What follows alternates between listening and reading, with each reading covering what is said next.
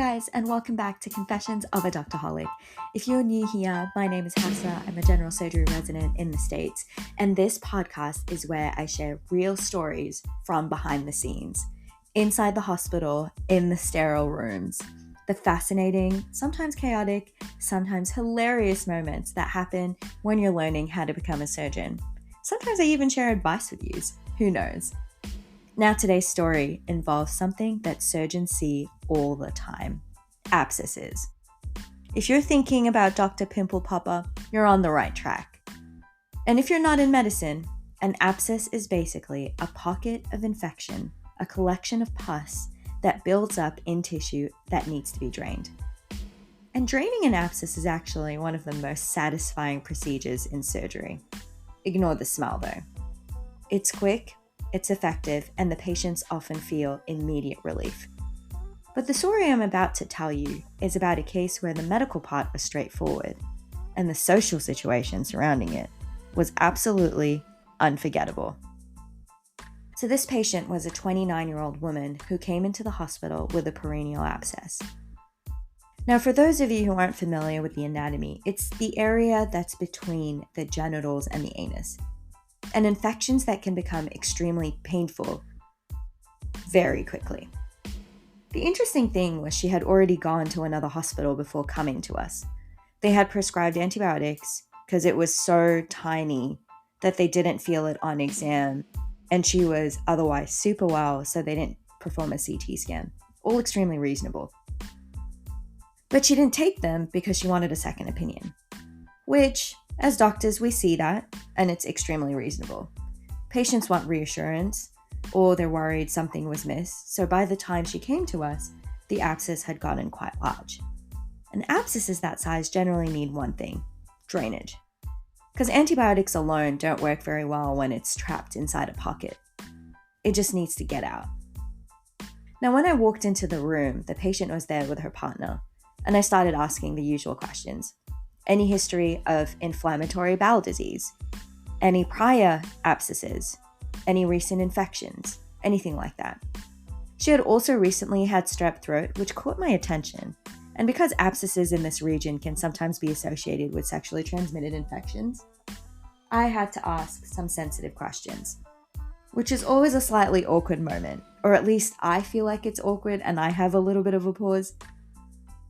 Because you're asking very personal questions, but completely clinically, obviously.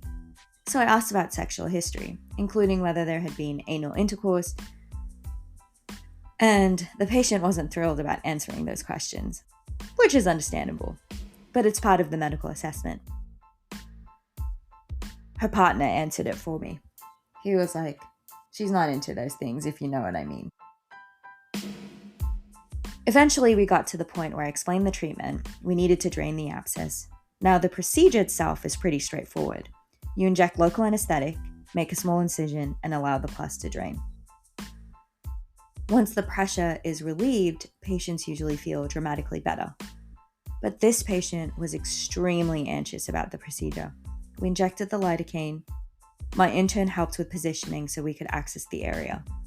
The patient had to lie on her belly, and my intern was holding her bottom apart. And as soon as I started the procedure, the patient started screaming. Now, to be fair, abscesses in this area are incredibly painful, but the reaction was extremely dramatic. She pushed the intern's hands away and started hitting her. Her partner started trying to comfort her, and at that moment, I was also aware that we were in a busy surgical surface with lots of other patients waiting on us. So I had to pause and explain something very clearly. So I told her, we either drain this abscess right now, or you deny the procedure and you live with it. She then asked if we could put her under complete general anesthesia, which we can, but it isn't something we typically do for an abscess that's this superficial, unless it's absolutely necessary. So we talked through it again, and her partner finally got her to agree as well. Now here's the part of the story that I will probably never forget. Her partner suddenly said, "I'll help." And I asked him if he wanted gloves. He said no, which surprised me. but I'm also a million gloves type of girl and will change it every 2 seconds. He was really determined, so he helped hold the area apart so we could access the abscess. And I made the incision. Immediately the abscess drained, which is exactly what we wanted. Pressure released, infection to resolve. But the partner looked down and said something I will personally never forget. He just goes, "Man, that's nasty," which honestly is a completely reasonable reaction. But it was also one of those moments where you realize how different medicine looks from the outside. This is routine for me. For everyone else, it can be a little bit gross and shocking. Once the abscess drained and we cleaned the area, the procedure was basically done. I put some packing inside so the patient can remove it 24 hours later.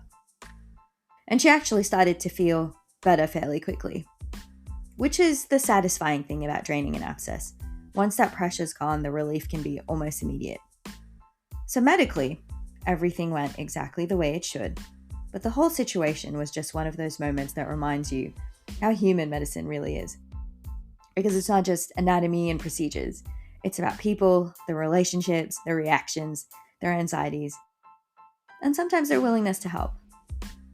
One thing residency teaches you very quickly is that patients bring their entire lives into the hospital with them. Their relationships, their fears, their personalities, and sometimes those dynamics create moments that are both chaotic and oddly funny at the same time. Or maybe that's my sadistic way of dealing with it.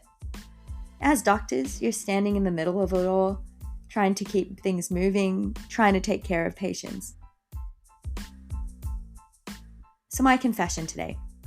Sometimes the most memorable moments in medicine have nothing to do with the procedure itself. They're about the people in the room.